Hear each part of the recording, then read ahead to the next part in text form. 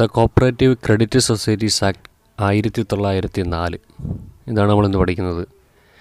1904 cooperative credit societies ആക്ടിൻ്റെ പ്രത്യേകത എന്താണ് ഈ ആക്ട്? ഇന്ത്യയിലെ ആദ്യത്തെ സഹകരണ നിയമമാണ് 1904 കോപ്പറേറ്റീവ് ക്രെഡിറ്റ് സൊസൈറ്റീസ് ആക്ട്. ഇത് നിലവിൽ വന്നത് 1904 മാർച്ച് മാസം 25-ാം തീയതിയാണ്.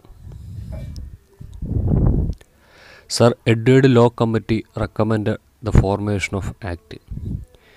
ഈ ആക്ട് ഫോം ചെയ്യാൻ വേണ്ടി റെക്കമെൻഡ് ചെയ്തത് എഡ്വേർഡ് ലോ കമ്മിറ്റിയാണ്. എഡ്വേർഡ് ലോ കമ്മിറ്റിയിൽ മൊത്തം 3 മെമ്പേഴ്സായിരുന്നു.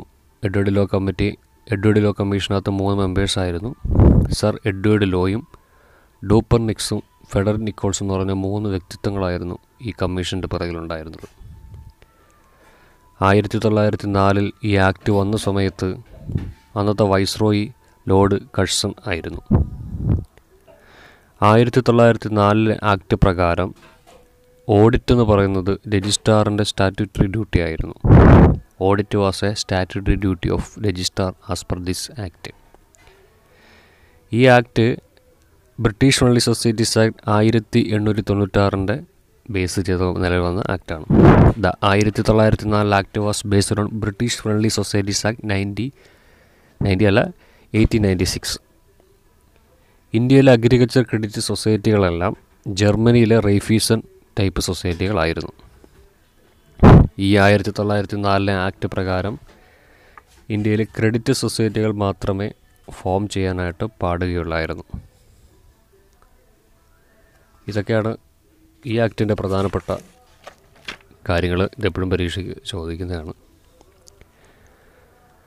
1904 ആക്ട് പ്രകാരം സെൻട്രലോ അപ്പെക്സ് സൊസൈറ്റികളോ ഫോം ചെയ്യാനായിട്ട് പറ്റുകയില്ലായിരുന്നു. അന്ന് 1904 ആക്ടിൽ 29 സെക്ഷനേ ഉള്ളായിരുന്നു. മിനിമം 10 പേർക്കുണ്ടെങ്കിൽ അന്ന് സൊസൈറ്റി ഫോം ചെയ്യാമായിരുന്നു. പക്ഷേ ഇപ്പം 10 പേർക്കെന്നുള്ള കണ്ടീഷനല്ല, മിനിമം 25 പേരെങ്കിലും ഉണ്ടെങ്കിലേ സൊസൈറ്റി ഫോം ചെയ്യാനായിട്ട് പറ്റുകയുള്ളൂ.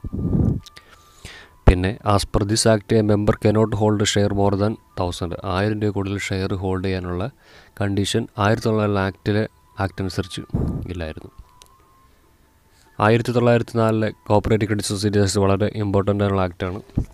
കൃത്യമായിട്ട് എല്ലാവരും പഠിച്ചിരിക്കണം. പരീക്ഷ മാർച്ച് 31-നാണ്. നാളെ ഇതേ ടോപ്പിക്കല്ല വേറെ ടോപ്പിക്കുമായിട്ട് നാളെ നമ്മൾ ക്ലാസ് ചെയ്യുന്നതായിരിക്കും. നിങ്ങളുടെ ക്ലാസ് ഇഷ്ടമായെങ്കിൽ ചാനൽ ഷെയർ ചെയ്യുക, സബ്സ്ക്രൈബ് ചെയ്യുക. Thank you.